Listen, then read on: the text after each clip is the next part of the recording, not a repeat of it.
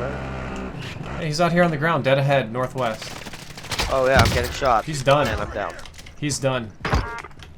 Don't worry, you'll make I'm it. down. Enemy personal radar overhead. Did you already kill him? Oh yeah.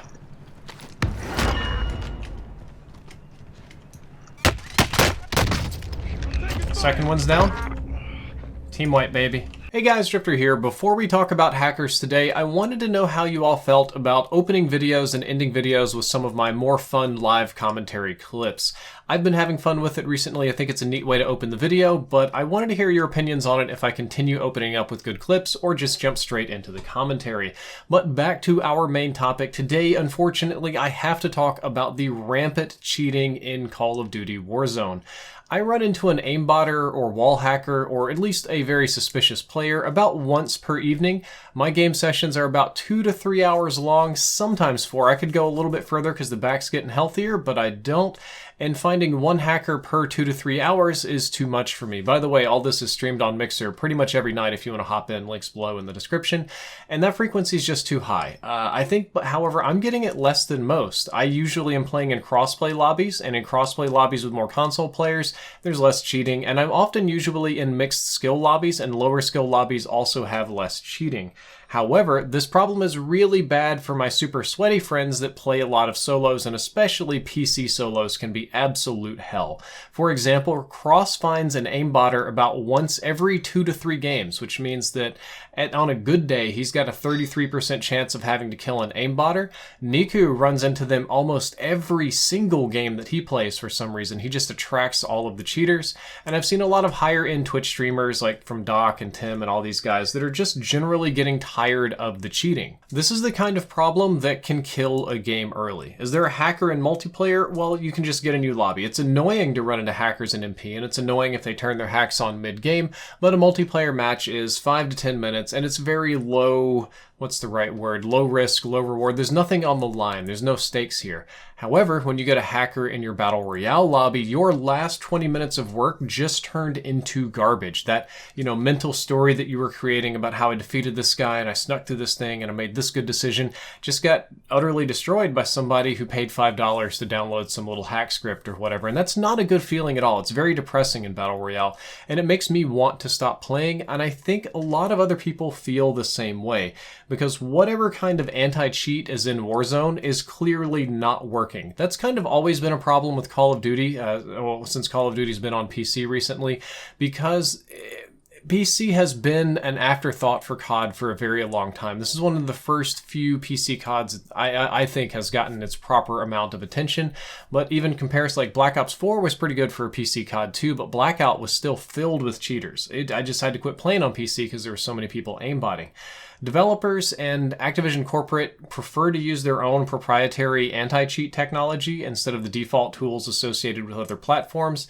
And that's because, there's licensing fees, and you don't just get to download a piece of software. You have to pay some company a license for it. You have to run it through Stream. You have to do something with Battle.net or like some other client, and it ends up costing a lot of money. You don't have direct control over it. Your devs don't have full understanding of it since they're paying for it, and it's not maybe the best business decision. However, the software we have just doesn't work as good as those big boy tools, so we get a lot of hackers. I mostly run into aimbot and wall hacks. We haven't had too many others recently, but they are there. And I'm going to say that rarely do these hackers win games. Yes, of course they win some, but most of the time they are terrible players outside of that. So when they're in a situation where their hacks don't work, they're complete potatoes. They're absolute bots. So when we run into them and we know they're aimbotting, we usually kill them with grenades or C4. Trucks, you can run them over pretty easily. Streaks blow them up. You can put down like a shield turret or a mountable barrier, or just have a lot of focus fire, like 3 people shooting at them at once, and they're just going to be standing in the street assuming nobody can challenge them because they've got headshot aimbots, right? But if you hit them from 3 different angles, there's nothing they can do about it. And that works. We can kill them that way if we can identify them early. If we just get picked, then that's just a rip. But the reality is that by that time, they've probably already killed at least 12 to 15 other people. They've just completely beamed them down and picked them. So they've ruined the game for close to 10% of the entire lobby out of 150 players, which in my opinion is a lot. And finally, near the end of this video, we get to the meat of the episode, the part where everyone is going to lay into me about being racist and bigoted and horrible. but I wish Activision would region lock China, and maybe Russia too. I'm not trying to throw any extra racial hate toward Chinese right now. I know because of COVID-19, they've got a lot of it. It's not a good time to be an Asian American. Literally less than an hour ago, I was at the park with my wife, who happens to be Asian American, and we were walking, and you're supposed to social distance, and what most people do is you just scoot to opposite sides of the sidewalk, so you're like 6 feet apart when you pass each other.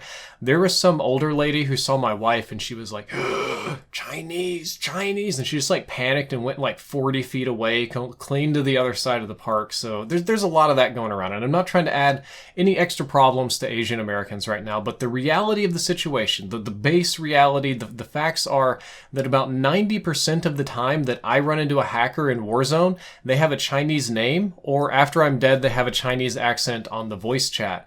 The other 10% of the time is usually Russian or Eastern European, so we've got a couple of regions where the vast majority of the hackers are coming from. My fans tell me that in Southeast Asian servers that it's almost unplayable right now because every game has 10 plus cheaters in it. I've had fans from China and Singapore and even Malaysia tell me that the Asian servers are really just like out of control, rampant with cheating. And the only way for many COD fans who live in Southeast Asia to enjoy the game is to VPN over into US or EU servers. And that's great for them because they're less likely to run in cheaters, but what it means for us here in America is that we're going to be having laggier enemies. Disadvantaged, I know, they're playing with a disadvantage. I kill them most of the time, but they do kind of skip and warp, and it's a little bit wonky, and it's not what you want to see in your game, and it'll do weird things to the server load too. It'll cause more packet loss probably. And I think that this problem is exactly what killed PUBG early. Do you guys remember PUBG about 2 or 3 years ago? Biggest game on the planet. Didn't invent Battle Royale, but really broke it out and made it mainstream. $1 million tournaments, 10 million people live on Steam. Biggest game on the planet. Early access, beta, everybody's playing it. This was before Fortnite. You guys know what PUBG is. Still somewhat successful. But there was a problem with PUBG in that there were just tons of hackers, especially once they opened the game up to China and they made it like $5 or less to play in China. It was like $3.25 or something ridiculously cheap. So people in gaming cafes could get on and get the game and get their cheats for like $7 total and just go murder a bunch of people in America. And that's what happened. And PlayerUnknown absolutely refused to region lock the Asian servers and insisted that anybody who wants this for any reason is a racist, which is complete nonsense. I don't hate Chinese people, I just hate getting killed by laser beam aimbots.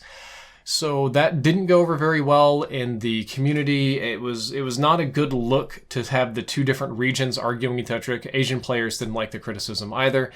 But eventually, PUBG players just got sick and tired of the aimbotters and quit. I 100% did. I played forever, and I must have run into like 300 different Chinese hackers and aimbotters, which was kind of a shame because the regular Chinese players actually started playing on the US servers exactly like what's happening with Warzone, and some of those guys were just downright awesome. I remember I was playing a game in PUBG, and this guy could just like barely speak English. He was downed, and he said, "If you save me, I will carry you for the rest of this game, I promise." It's super thick Asian accent. So I went and I saved him, and he says, "Okay, now I keep my promise." And the dude just popped off and got like 14 kills with no hacks and was like delivering me goodies and stuff. It was a great time. That's fine and all.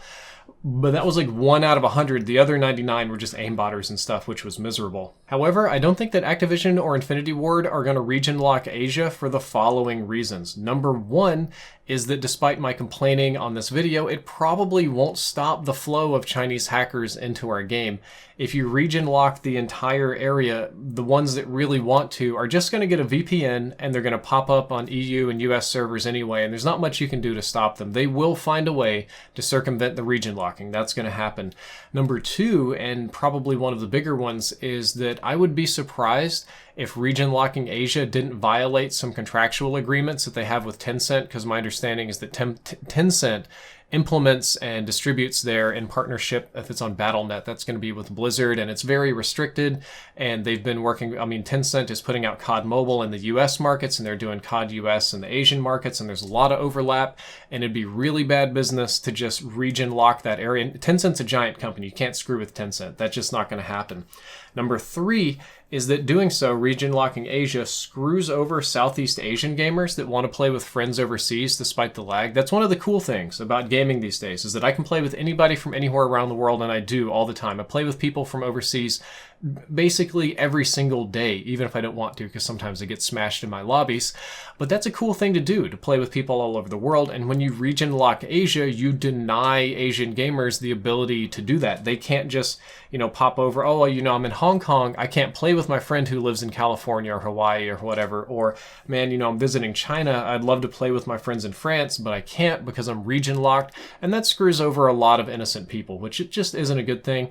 And then finally, doing anything like that right now would be a big PR and social issue. It would almost certainly be blasted as racist, if not here in the US, then definitely in China.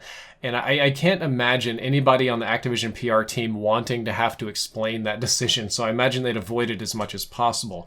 In my opinion, the best solution for this is a big overhaul in the anti-cheat tools that we have for PC, because what we have isn't working. So instead of working on patches and stability and a few things, it would be worth Infinity Ward's time to invest in some more anti-cheat technology for the platform itself. And I think that there should be IP bans for all regions. If you are cheating, no matter what region you're in, you don't get your account banned, you don't get a slap on the wrist. If you're running hacks, you just give them a permaban, an IP ban too. Just bonk. Somebody's cheating in the gaming cafe, ban the cafe. Doesn't matter. That sorts out cheating, guaranteed. And I just hope that this level of hacking and cheating doesn't spoil my fun in Warzone, because I've been having a lot of fun in this game, as exemplified by the final clip in this video. If you enjoyed, don't forget to like, favorite, and subscribe. Drifter out. Okay. Are they elevated or no? Are they in a truck? They're in a truck. No, right? they're in a truck. Setting explosive. Holy shit! What did you blow them up with? Was that a C4. claymore? That's C4, man. They're done. Oh